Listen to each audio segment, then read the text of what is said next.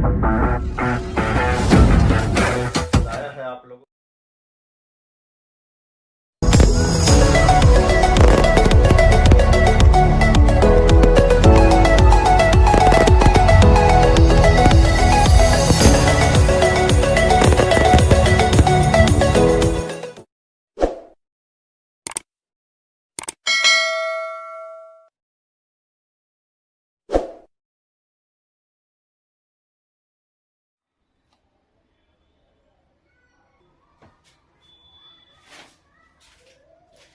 Hello everybody, मैं संजय कुमार हाजिर हूँ आप सबके सामने आपका अपना स्टडी चैनल लेकर के स्टडी 888।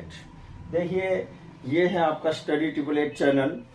आप लोगों की ही सहयोग से ये चल रहा है और मेरे द्वारा बनाई गई हर एक वीडियो आपके द्वारा लाइक की जाती हैं, शेयर की जाती है, कमेंट की जाती हैं, तो मुझे बहुत ही अच्छा लगता है। भगवान आप लोगों की इच्छाओं को, आप लोगों के एम्बिशंस, आप लोगों के एम्स यानी कि गोल्स आपके पूरे हों, इसके लिए मैं गॉड से प्रार्थना करता हूं। और आप अपनी कड़ी मेहनत करते रहिए। आपकी मेहनत हमेशा, याद रखना, रंग जरूर लाएगी। आज नहीं तो कल रंग जरूर लाएगी। जब प्रतिभा किसी के अंदर होती है तो वो प्रतिभा एक ना एक दिन सफल जरूर होती है। तो आप लोगों की प्रतिभा भी आपको सफल करेगी, ये मेरा वादा है आपसे। बस आप कॉन्सेंट्रेट करते हुए आगे बढ़ते रहिए और वीडियो जो मैं अपलोड कर रहा हूं आप लोगों के लिए, उसको लाइक, कमेंट, शेयर करते रहिए। ये आपकी ड्यूटी है और वीडियो बना करके वीडियो डालना ये मेरी ड्यूटी है। बाकी कर्म करते रहिए, आगे आपका जो भी फल मिलना होगा वो आपको मिलेगा। तो देखिए, पहला प्रश्न बड़े ही इंटरेस्टिंग क्वेश्चन है। अगर आपको इन क्वेश्चन से बेनिफिट ना हो तो आप कमेंट करके मुझे बता देना। मैं कभी ऐसी वीडियो दोबारा से बनाने की चेष्टा भी नहीं करूंगा। अगर आपको वीडियो अच्छी लगती है, क्वेश्चन इसमें अच्छे लगते हैं, तो आप कमेंट करके बता देना कि वाकई में ही अच्छे क्वेश्चन हैं, तो मैं ऐसी वीडियो और भी लेकर के आऊंगा। तो आप का ज्यादा समय न लेते हुए मैं पहला प्रश्न स्टार्ट करने जा रहा हूं। क्वेश्चन कह रहा है, भारत में दशमलव मुद्रा प्रणाली कब शुरू हुई? भारत में दशमलव मुद्रा वो प्रणाली कब शुरू हुई, ये पूछ रहा है। तो दशमलव प्रणाली जो है 1 अप्रैल 1957 को शुरू हुई। 1 अप्रैल 1957 को शुरू हुई। तो क्वेश्चन नंबर 2 है, भारत में बैंकों का राष्ट्रीयकरण किया था, किसने किया था? प्रश्न ये पूछ रहा है कि भारत में जो बैंक हैं उनका राष्ट्रीयकरण किसने किया था? इंदिरा गांधी जी ने। इंदिरा गांधी जी ने राष्ट्रीयकरण किया था भारतीय बैंकों का। नेक्स्ट क्वेश्चन है, भारत में सूती वस्त्र का पहला कारखाना कौन सा था? तो भारत में सूती वस्त्र का पहला कारखाना पूछा है। तो देखिए कौन सा था वो कारखाना।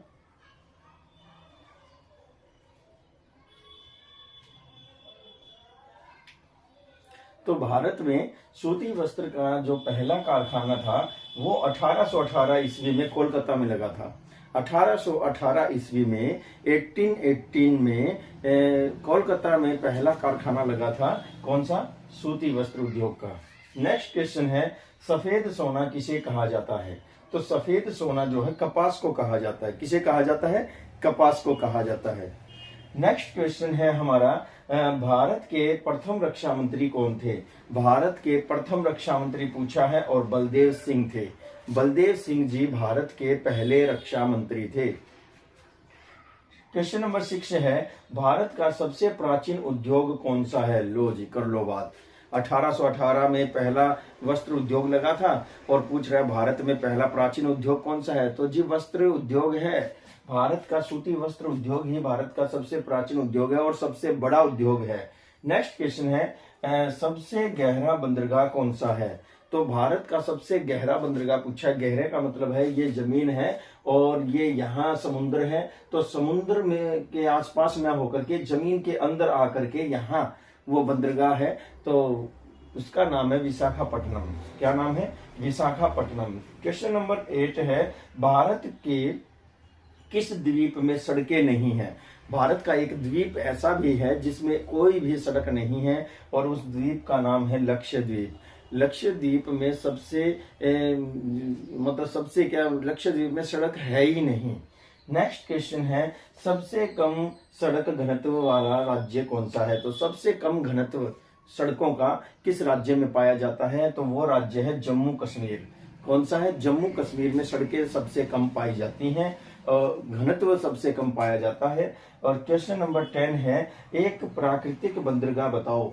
एक प्राकृतिक बंदरगाह पूछा है, तो प्राकृतिक बंदरगाह जो है वो मुंबई है। क्या है? मुंबई। मुंबई एक प्राकृतिक बंदरगाह है। तो भाई क्या देख रहे हो भाई, मैं इतनी मेहनत कर रहा हूं तो एक आपका अंगूठा नहीं चल रहा क्या? एक उंगली चला दीजिए और लाइक अंगूठे पर क्लिक कीजिए, और जैसे ही लाइक होगा तो मेरे मन को शांति मिलेगी। और आप कमेंट भी कीजिए, शेयर भी कीजिए। लिंक जितने ज्यादा शेयर करोगे उतने ही ज्यादा सब्सक्राइबर जो हैं आपके चैनल पर ऐड होंगे। तो देखिए क्वेश्चन नंबर 11 है, डायरेक्ट सेवा। डायरेक्ट सेवा यानी कि डीटीएच कब शुरू हुई? डीटीएच छतरी जो होती है जिससे आप टेलीविजन चलाते हैं, तो ये डायरेक्ट सेवा है। और ये कब शुरू हुई? 16 दिसंबर 2002 में। 16 दिसंबर 2002 में D2H या DTH सेवा जो है शुरू हुई थी। नेक्स्ट क्वेश्चन है, दूरदर्शन का राष्ट्रीयकरण कब शुरू हुआ?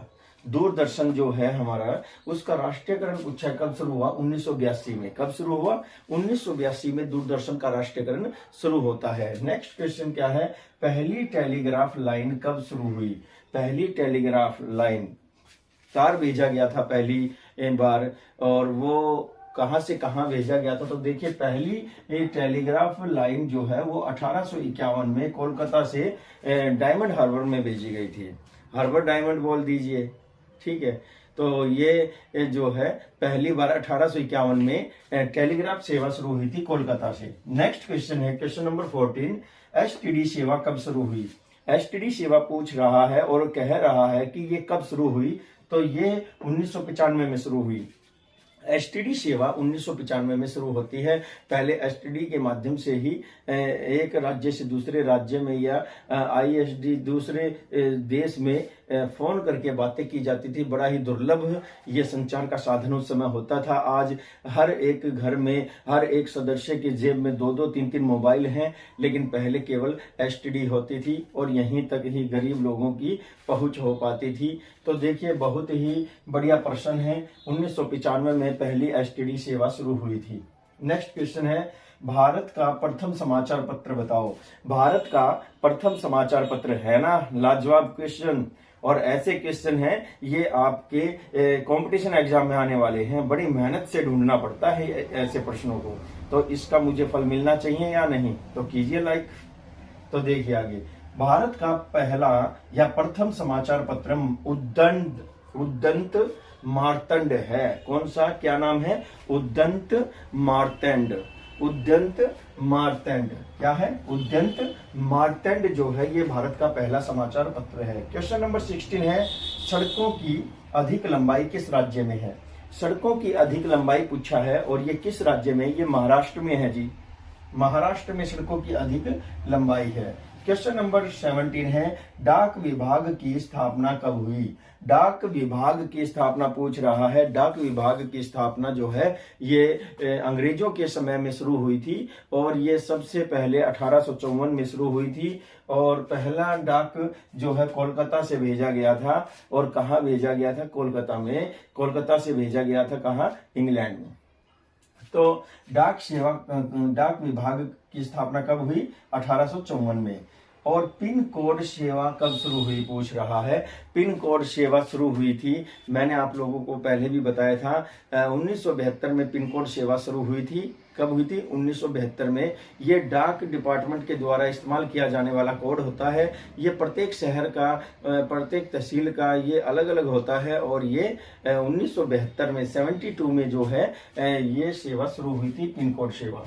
क्वेश्चन नंबर 19 है, रेडियो का पहला प्रसारण कब हुआ था? तो रेडियो पर पहला प्रसारण पूछा है और वो 1927 में शुरू हुआ था। रेडियो पर पहला प्रसारण कब शुरू हुआ था? 1927 में। क्वेश्चन नंबर 20 है, सबसे पुराना कृत्रिम बंदरगाह बताओ।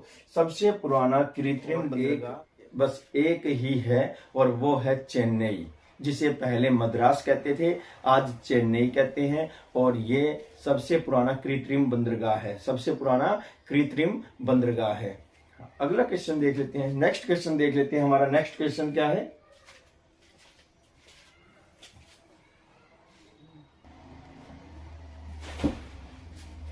बहुत ही जबरदस्त प्रश्न के साथ मैं हाजिर हूं और इतने अच्छे प्रश्न हैं कि आप कभी बोर भी नहीं होंगे।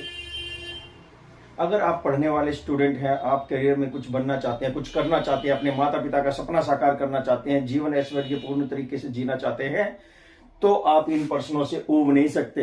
ये प्रश्न आप लोगों की जिज्ञासा को बढ़ाएंगे कि पता नहीं अगली वीडियो में सर क्या नए प्रश्न लेकर के आएंगे, और ऐसा ही होगा। मैं अजीबोगरीब तरीके से नहीं सोचता, मैं कंपटीशन एग्जाम के तरीके से सोचता हूं। तो ऐसे ही क्वेश्चन जो है लेकर के आता रहूंगा। आप वीडियो देखें या ना देखें वो आपका अपना फैसला है, लेकिन मैं अपना फर्ज पूरा करता रहूंगा। तो 21 नंबर क्वेश्चन है, क्या कह रहा है? रोड रिसर्च इंस्टीट्यूट कहाँ है? रोड रिसर्च इंस्टीट्यूट कहाँ है? तो ये नई दिल्ली में है। कहाँ है? नई दिल्ली में। अगला क्वेश्चन, नेक्स्ट क्वेश्चन है हमारा, भारत में कितने बंदरगाह हैं? तो भारत में बंदरगाह पूछा है, तो भारत में बंदरगाह पूछा है, तो बंदरगाह हैं 13 बड़े बंदरगाह हैं और 200 छोटे बंदरगाह हैं। भारत में 13 बंदरगाह जो हैं वो बड़े हैं और 200 बंदरगाह हैं वो छोटे हैं। क्वेश्चन नंबर 23 है, रेड क्रॉस का मुख्यालय कहाँ है? रेड क्रॉस, 8 मई को रेड क्रॉस दिवस मनाया जाता है। 8 मई को रेड क्रॉस दिवस मनाया जाता है और रेड क्रॉस का कार्य आपको पता ही है क्या है। और इसका मुख्यालय पूछा है तो जेनेवा में है। कहाँ है? जेनेवा में। नेक्स्ट क्वेश्चन है question number 24, NATO, NATO, NATO की स्थापना कब हुई? पूछ रहा है नाटो की स्थापना कब हुई। तो साथ ही साथ बताया गया है 12 देशों ने मिलकर के नाटो की स्थापना 4 अप्रैल 1949 को की। 4 अप्रैल 1949 को 12 देशों ने मिलकर के नाटो की स्थापना की थी।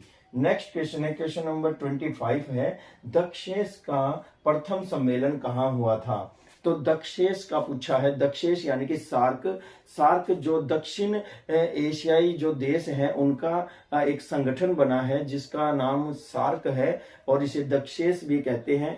इसका सम्मेलन, पहला सम्मेलन जो है 1985 में हुआ था और ये कहाँ हुआ था? नई दिल्ली में। कहाँ हुआ था? नई दिल्ली में। नई दिल्ली में दक्षेस का पहला क्या हुआ था? सम्मेलन हुआ था 1985 में। और इसका मुख्यालय कहाँ है? इसका मुख्यालय है काठमांडू में, नेपाल के काठमांडू में। नेक्स्ट क्वेश्चन देख लेते हैं क्वेश्चन नंबर 26 है, एशिया का सबसे बड़ा रेल मार्ग कौन सा है? तो एशिया का सबसे बड़ा रेल मार्ग पूछ लिया गया है और बड़ा ही बिजी रेल मार्ग है, बहुत ही अच्छा ये रेल मार्ग है और ये है ट्रांस साइबेरियन रेल मार्ग एशिया का सबसे बड़ा रेल मार्ग है।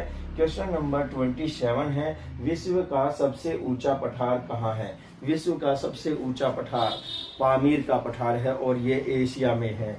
एशिया में ही मौजूद है विश्व का सबसे ऊंचा पठार जिसका नाम है पामीर का पठार। और क्वेश्चन नंबर 28 है, विश्व का प्राचीन राजतंत्र। विश्व का प्राचीन राजतंत्र पूछा है कि ऐसा देश बताओ जिसमें संसार का सबसे पुराना राजतंत्र पाया जाता है और वो है जापान। जापान देश में सबसे पुराना राजतंत्र पाया गया है। नेक्स्ट क्वेश्चन है क्वेश्चन नंबर 29 है, सबसे कम प्रजनन दर किस देश की है? सबसे कम प्रजनन दर किस देश की है? ये पूछ रहा है कि सबसे कम बच्चे पैदा होते हैं तो वो देश है स्वीडन। कौन सा देश है? स्वीडन। स्वीडन में प्रजनन दर सबसे कम है। क्वेश्चन नंबर 30 है, 30 नंबर क्वेश्चन कह रहा है इंटरपोल का मुख्यालय कहाँ है? इंटरपोल का मुख्यालय फ्रांस में है। यह इंटरनेशनल संस्था है और इसका मुख्यालय फ्रांस में है। इंटरपोल का मुख्यालय कहाँ है? फ्रांस में। तो बहुत ही लाजवाब क्वेश्चन है, लाइक करते रहना। आपका एक एक लाइक ही मुझे ऐसे क्वेश्चन लाने पर मजबूर करता है, मैं क्या करूं। और जब तक लाइक करते रहोगे मैं भी हार नहीं मानूंगा, इससे भी जबरदस्त क्वेश्चन लेकर के आऊंगा और देखूंगा कब तक लाइक करोगे। देखिए आगे, यूएनओ दिवस कब मनाया जाता है? यूएनओ दिवस कब मनाया जाता है? यूनाइटेड नेशन ऑर्गेनाइजेशन जो है ये इसका दिवस मनाया जाता है। कब मनाया जाता है? 24 अक्टूबर को। 24 अक्टूबर को यूएनओ दिवस मनाया जाता है। फुटबॉल खेल का जन्म कहाँ हुआ? फुटबॉल खेल का जन्म जो है इंग्लैंड में हुआ था, और फुटबॉल के साथ साथ इंग्लैंड में क्रिकेट का भी जन्म हुआ था। क्रिकेट और फुटबॉल दोनों खेलों का जन्म कहाँ हुआ था? इंग्लैंड में। प्रथम महिला क्रिकेट अंपायर कौन थी? प्रथम महिला क्रिकेट अंपायर पूछ लिया है, तो भारत की प्रथम महिला क्रिकेट अंपायर अंजलि नाम की महिला थी। अंजलि राजगोपाल जिसका नाम है, अंजलि राजगोपाल जो है भारत की पहली महिला अंपायर थी क्रिकेट में। अगला क्वेश्चन नंबर 34 है, भारतीय फुटबॉल संघ की स्थापना कब हुई? भारतीय फुटबॉल संघ की स्थापना पूछा है, और ये इसकी स्थापना कब हुई? तो भारतीय फुटबॉल संघ की स्थापना 1937 में हुई, 1937 में। नेक्स्ट क्वेश्चन है क्वेश्चन नंबर 35, द्रोणाचार्य पुरस्कार में कितनी राशि दी जाती है? द्रोणाचार्य पुरस्कार दिया जाता है भारत में, और यह हरियाणा में विशेष तौर से फेमस है। ये जो गुरु होते हैं, गुरु के लिए द्रोणाचार्य पुरस्कार का जन्म हुआ है, और इस अवार्ड में 5 लाख रुपए की राशि दी जाती है। कितनी? 5 लाख रुपए की। नेक्स्ट क्वेश्चन है हमारा क्वेश्चन नंबर 36 है, हॉकी का पहला मैच कब हुआ था? हॉकी का पहला मैच हुआ था 1971 में, 1971 में हॉकी का पहला मैच हुआ था। नेक्स्ट क्वेश्चन है क्वेश्चन नंबर 37, एक बैडमिंटन कोर्ट की लंबाई कितनी होती है? एक बैडमिंटन कोर्ट की लंबाई पूछा है, जो उसका मैदान होता है वो कितना लंबा होता है? तो वह 44 फीट का होता है जी। कितने फीट का? 44 फीट का। नेक्स्ट क्वेश्चन है हमारा 38 नंबर क्वेश्चन है, भारतीय फुटबॉल संघ की स्थापना कहाँ हुई? तो भारतीय फुटबॉल संघ की स्थापना पूछ रहा है। इससे पहले पूछा था भारतीय फुटबॉल संघ की स्थापना कब हुई? तो 1937 में। कहाँ हुई? शिमला में। 1937 में शिमला के अंदर भारतीय फुटबॉल संघ की स्थापना हुई थी। ये याद रखना भाई, दोनों क्वेश्चन इकट्ठा हो गए। अब नेक्स्ट क्वेश्चन है, सत्यम समिति का संबंध किससे है? सत्यम समिति का संबंध वस्त्र नीति से है। कपड़े की नीति जो है उससे सत्यम समिति का संबंध है। नेक्स्ट क्वेश्चन है हमारा क्वेश्चन नंबर 40 है, और इसके बाद एक क्वेश्चन जो मैं पूछता हूं वो प्रश्न आपके सामने रखा जाएगा, और फिर जो पिछली वीडियो में जिन्होंने सही जवाब दिए हैं उनके नाम भी अनाउंस किए जाएंगे। तो देखिए क्वेश्चन नंबर 40 नंबर क्वेश्चन कह रहा है, भारत का सबसे बड़ा नियोक्ता कौन है? भारत का सबसे बड़ा नियोक्ता का अर्थ है कि जो सबसे ज्यादा नौकरियां देता है, ऐसा डिपार्टमेंट कौन है? तो वो रेलवे है। रेलवे में लगभग 17 लाख के लगभग जो है नौकरियां दी जाती हैं और पोस्ट अवेलेबल हैं। तो ये सबसे बड़ा नियोक्ता है रेलवे। अब है वो क्वेश्चन जो मैं हर वीडियो में आप लोगों से पूछता हूं, बड़ा ही इंटरेस्टिंग क्वेश्चन है, और ईमानदारी से अच्छे से अपने गहन चिंतन मन से किसी भी तरह से नोटबुक से, फोन से, कैसे भी आप इस क्वेश्चन का आंसर सर्च कीजिए, और सर्च करके मुझे कमेंट बॉक्स में ये लिख भेजिए, या फिर आप मुझे व्हाट्सएप नंबर पर भी अपना मैसेज भेज सकते हैं। और मेरा व्हाट्सएप नंबर है, सबको पता है, 9315830888। प्रश्न कह रहा है, तेल एवं प्राकृतिक गैस आयोग की स्थापना कब हुई? तेल एवं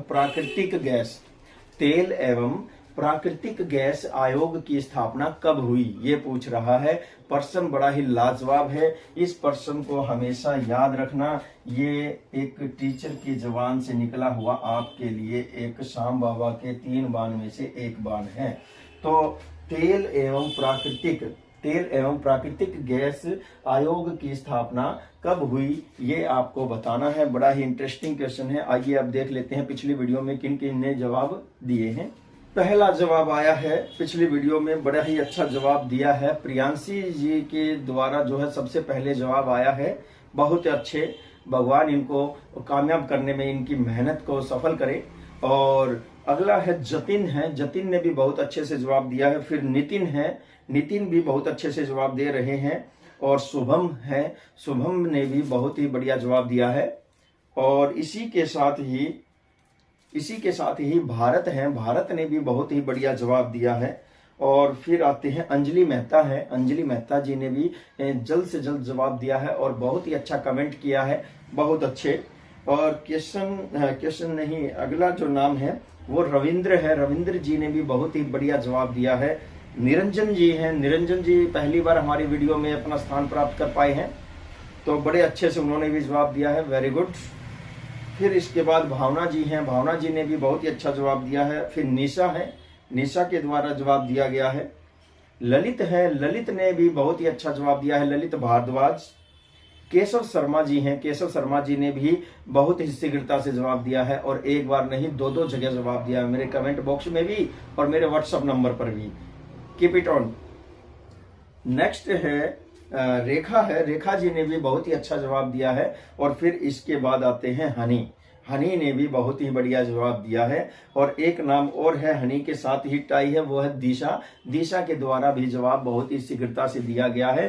भगवान इन सब की मनोकामना पूर्ण करे, इनकी मेहनत रंग लाए, सफल हो और कामयाब हो, और मेरे यूट्यूब चैनल के सब्सक्राइबर बढ़े। आप लिंक को शेयर करें और लाइक करें, कमेंट करें, यही मेरी आपसे विनती है और यही मेरी दक्षिणा है। अतः दीजिए मुझे इजाजत। नमस्कार, जय हिंद। हेलो एवरीबॉडी, मैं संजय कुमार हाजिर हूँ आप सबके सामने, आपका अपना स्टडी चैनल लेकर के, स्टडी ट्रिपल 8 बहुत ही बढ़िया वीडियो सीरीज के साथ मैं हाजिर हूँ आप सबके सामने। 50% लेकर के आया हूँ एक ही वीडियो में, एक ही वीडियो में आप लोगों के लिए लेकर आया हूँ 50%। 50 प्रश्नों की ये सीरीज आपको करेगी कामयाब, और आपकी लाइफ में जो है खोलेगा कामयाबी के गेट, स्टडी ट्रिपल 8। तो देखिए, ज्यादा समय न लेते हुए वीडियो को हम शुरू करने जा रहे हैं। अगर आपको ये वीडियो अच्छी लगे, अगर ये वीडियो आपको यूजफुल लगे, अच्छी लगे, तो आप लाइक कमेंट शेयर करना न भूलिए, ये आपका वादा है मुझसे। और अगर आप इस चैनल पर नए हैं तो सब्सक्राइब करना भी न भूलें। ऐसी ही वीडियो मैं जो है हर बार आपके लिए लेकर के आता रहूंगा, और जो आपको कामयाब करने में अहम भूमिका निभाएगी। चलिए अगला हमारा पहला क्वेश्चन देख लेते हैं। पहला क्वेश्चन है, हड़प्पा सभ्यता कैसी सभ्यता थी? हड़प्पा सभ्यता जो थी वो कैसी सभ्यता थी, ये पूछा गया है। सरस्वती सिंधु सभ्यता से संबंधित ये स्थान है। तो हड़प्पा सभ्यता कांस्य युगीन सभ्यता थी। कांस्य युगीन, कांस्य धातु का प्रयोग किया था इन्होंने सबसे पहले, और इसको कांस्य युगीन सभ्यता कहा गया है। अगला क्वेश्चन है, सिंधु घाटी या सिंधु सभ्यता की लिपि कैसी थी? सिंधु सभ्यता जो थी उसकी लिपि कैसी थी, ये पूछा गया है। तो आंसर है भाव चित्रात्मक। भाव चित्रात्मक, भाव चित्रात्मक क्या होते हैं? जब आपको किसी को कोई अपनी बात बतानी होती है, संदेश पहुंचाना होता है, तो उसका चित्र बना देते हैं, तो उसको कहते हैं भाव चित्रात्मक।